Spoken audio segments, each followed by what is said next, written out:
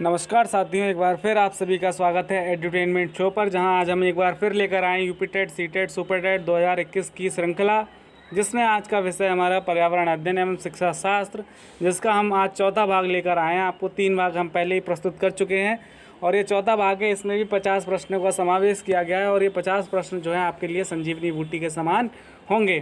तो ये 4 के चारों जो पार्ट हैं, इन सबको अच्छे से तैयार कर लीजिए। ये बिल्कुल आपके लिए संजीवनी बूटी का काम करेंगे परीक्षा में। तो इन प्रश्नों को बहुत अच्छे से तैयार कर लीजिए। वीडियो को शुरू करने से पहले अगर आप हमारे चैनल पर नए हैं तो हमारे चैनल को सब्सक्राइब करके बेल आइकन दबा दें, जिससे आने वाले वीडियोस का नोटिफिकेशन आपको समय से मिलता रहे। तो आइए हम वीडियो को शुरू करते हैं। पहला जो प्रश्न है, वन संरक्षण अधिनियम कब बना? वन संरक्षण अधिनियम कब बना? तो आपका बना था वर्ष 1980 में, वर्ष 1980 में। अगला प्रश्न है, किस वृक्ष को पर्यावरणीय संकट या पर्यावरण का दुश्मन या पर्यावरण का शत्रु कहा जाता है? तो वो आपका यूकेलिप्टस, जिसको हम सफ़ेदा भी कहते हैं। पर्यावरण सुरक्षा अधिनियम कब बना? पर्यावरण सुरक्षा अधिनियम बना आपका 1986 में, 1986 में। अगला प्रश्न, जल संरक्षण एवं प्रदूषण नियंत्रण अधिनियम कब बना? जल संरक्षण एवं प्रदूषण नियंत्रण अधिनियम आपका बना था वर्ष 1974 में, वर्ष 1974 में। अगला प्रश्न है, पर्यावरण की सुरक्षा मूल कर्तव्य है, इसका उल्लेख किस अनुच्छेद में किया गया है? संविधान के किस संशोधन के द्वारा जोड़ा गया इसे? तो भैया ये है आपका अनुच्छेद 51 का, और ये जोड़ा गया था 42वें संशोधन के द्वारा। देखिए 42वां संशोधन एक हुआ था 1976 में, जिसमें अनुच्छेद 51 का के तहत इसको मूल कर्तव्यों में जोड़ा गया, मूल कर्तव्यों में जोड़ा गया। अगला प्रश्न है, भारतीय वन प्रबंधन संस्थान कहाँ है? तो ये आपका है भोपाल में। कहाँ है भाई? भोपाल में। अगला प्रश्न, वन अनुसंधान संस्थान केंद्र कहाँ है? तो ये आपका है देहरादून, देहरादून। अगला प्रश्न, वर्षा वन अनुसंधान संस्थान कहाँ है? तो ये आपका जोरहाट, असम, जोरहाट, असम में। प्रश्न संख्या 9, वन आनुवंशिकी एवं वृक्ष प्रजनन संस्थान कहाँ है? तो ये आपका है कोयम्बटूर में, कोयम्बटूर में। वन आनुवंशिकी एवं वृक्ष प्रजनन संस्थान कोयम्बटूर। वन उत्पादकता केंद्र कहाँ है? ये आपका है रांची में। कहाँ है भाई? रांची में।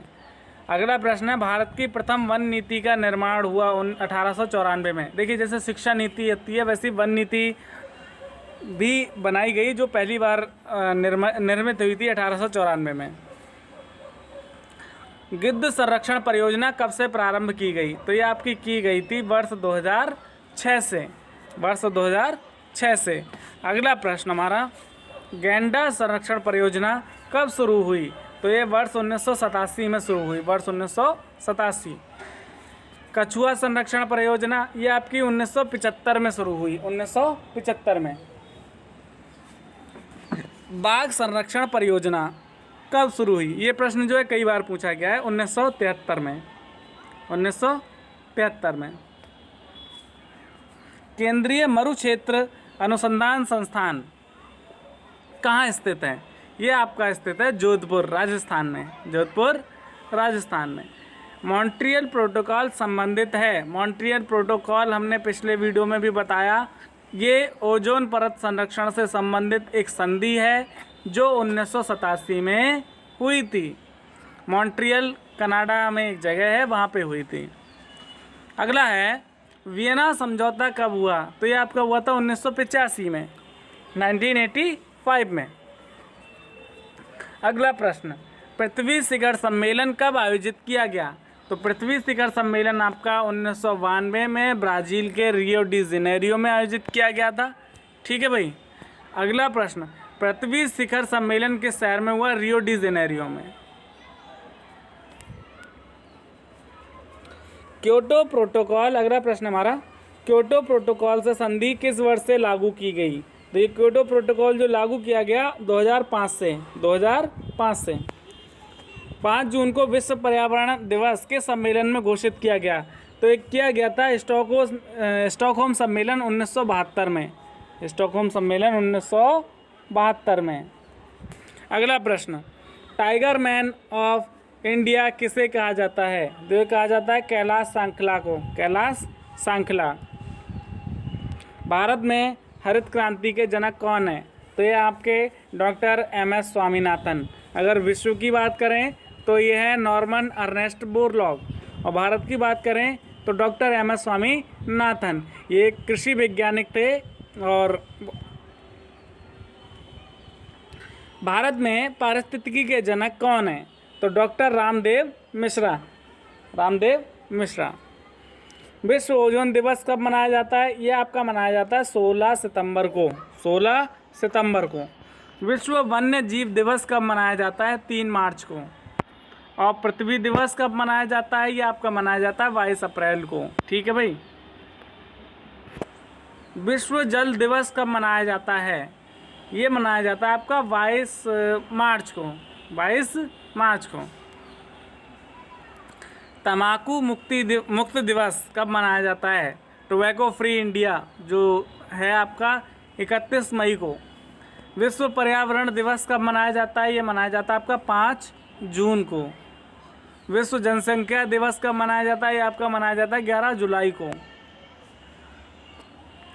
विश्व पर्यावरण संरक्षण दिवस कब मनाया जाता है? 26 नवंबर को, 26 नवंबर को। राष्ट्रीय प्रदूषण रोकथाम दिवस कब मनाया जाता है? तो ये मनाया जाता है आपका 2 दिसंबर को, 2 दिसंबर। भारत सरकार ने पर्यावरण संरक्षण अधिनियम लागू किया था, कब किया था? 1986 में, 1986 में। एक्स किरणों की खोज, वो एक्सरेज होती हैं, उसकी खोज की थी विलियम रॉन्टजेन ने, विलियम रॉन्टजेन ने। भारत में सर्वाधिक रेडियोधर्मी प्रदूषण कहाँ पाया जाता है? तो ये आपका पाया जाता है केरल में। कहाँ? केरल में। नाभिकीय विकिरण अपवास से बचने के लिए क्या खाया जाता है? तो पोटेशियम आयोडाइड, पोटेशियम आयोडाइड। सौर विकिरण पृथ्वी पर प्राप्त होती है किस रूप में? विद्युत चुंबकीय लघु तरंगों के रूप में, विद्युत चुंबकीय लघु तरंगों के रूप में। उपग्रह संचार में किस तरंग का प्रयोग किया जाता है? तो माइक्रोवेव तरंग का प्रयोग किया जाता है, माइक्रोवेव का प्रयोग किया जाता है। ठीक है भाई। अगला प्रश्न, टीवी पर सारे सिग्नल में किन तरंगों का प्रयोग होता है? तो ये होता है आपका रेडियो तरंगों, रेडियो वेव्स का। कोहरे के आर पार देखने में सहायक है अवरक्त किरणें। कौन सी?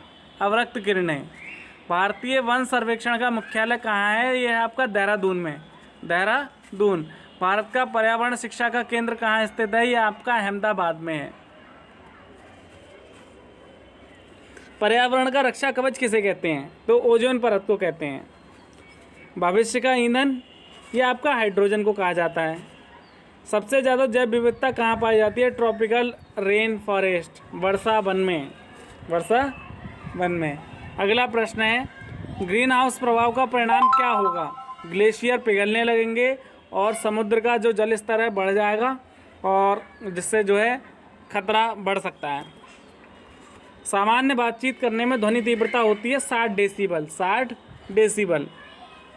और अंतिम प्रश्न है, समुद्र की गहराई नापने में, सिग्नल देने में, छुपी वस्तुओं का पता लगाने में किस ध्वनि का प्रयोग किया जाता है? पराश्रव्य ध्वनि तरंगे, पराश्रव्य ध्वनि तरंगे।